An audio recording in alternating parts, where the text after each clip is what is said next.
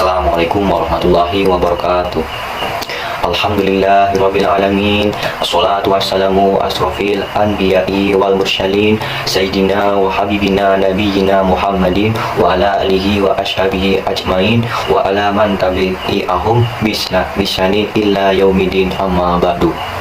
Pada kesempatan kali ini, saya Arjun Mustafa ingin sedikit mengulas tentang salah satu tokoh dari Muhammadiyah, yaitu Profesor Dr. Haji Muhammad Amin Rais MA. Nah, beliau ini lahir di Surakarta pada tanggal 26 April 1944. Beliau adalah politikus Indonesia yang saat ini menjabat sebagai Ketua Majelis Syuro Partai Umat.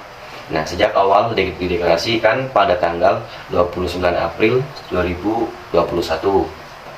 Selain itu, ia juga pernah menjabat sebagai Ketua Majelis Permusyawaratan Rakyat Republik Indonesia sejak 3 Oktober tahun 1999 hingga 30 September 2004. Ia dikenal sebagai tokoh Muhammadiyah. Namanya mulai mencuat ke kancah perpolitikan Indonesia sebagai salah satu orang yang kritis terhadap kebijakan-kebijakan pemerintah menjelang berakhirnya kekuasaan Orde Baru di bawah Presiden Soeharto. Setelah partai-partai politik dihidupkan kembali pada masa pemerintahan Presiden B.J. Habibie, dirinya ikut mendeklarasikan pendirian Partai Amanat Nasional atau PAN.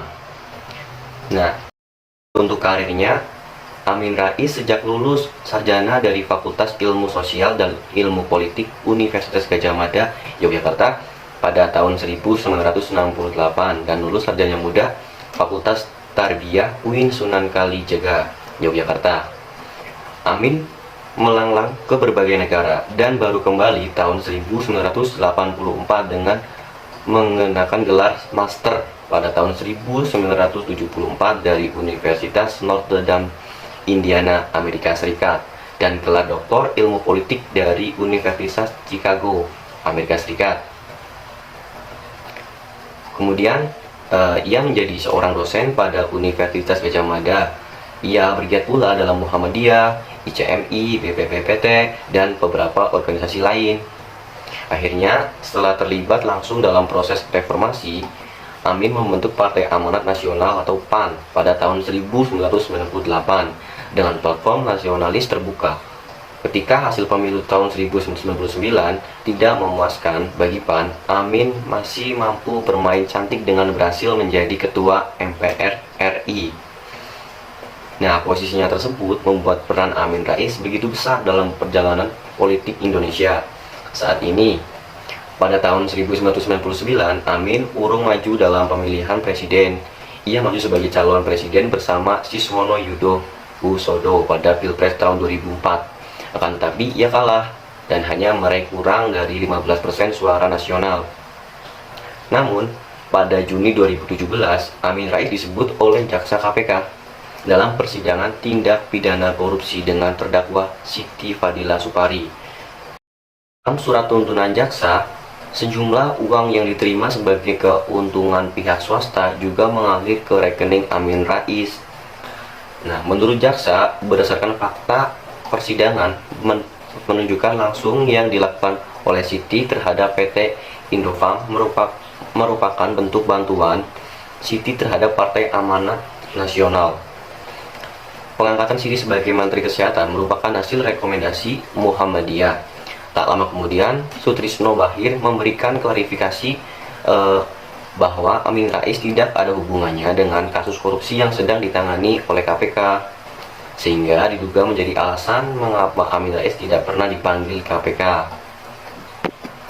Nah, mungkin segitu saja cerita mengenai Amin Rais. Nah, setelah mendengarkan cerita dari saya, dapat kita simpulkan bahwa ada hal-hal baik dan hal-hal buruknya. Nah, contoh dari hal baiknya yang dapat kita contoh adalah seperti agar kita dapat belajar dengan giat dan menuntut ilmu setinggi-tingginya, dan bahkan sampai luar negeri ya kalau bisa. Nah, kemudian juga ada mengenai politik. Nah, sebelumnya kita harus tahu dulu apa sih tujuan mempelajari ilmu politik.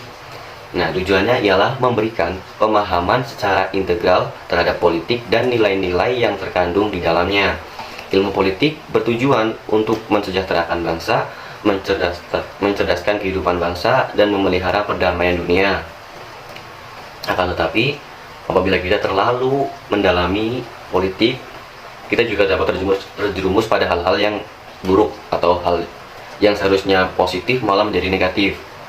Seperti contohnya fanatisme politik di Indonesia yang telah mengakibatkan polarisasi masyarakat, udarnya kerukunan, dan menguatkannya kebencian antar kelompok yang berbeda dukungan. Dalam kegaduhan demokrasi, tentu bibit fanatisme bisa saja tercipta. Hal tersebut karena secara psikologis, demokrasi masyarakat adanya orang-orang yang cukup pendidikan, berpikiran terbuka, toleran, bisa menerima perbedaan, dan bisa menunjukkan empati terhadap orang lain. Menurut KBBI, fanatisme adalah keyakinan atau kepercayaan yang terlalu kuat terhadap suatu ajaran.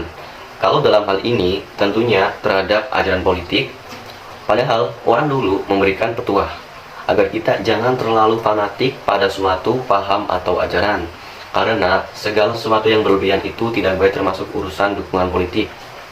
Ya, terima kasih telah mendengarkan. Saya akhiri, wassalamualaikum warahmatullahi wabarakatuh.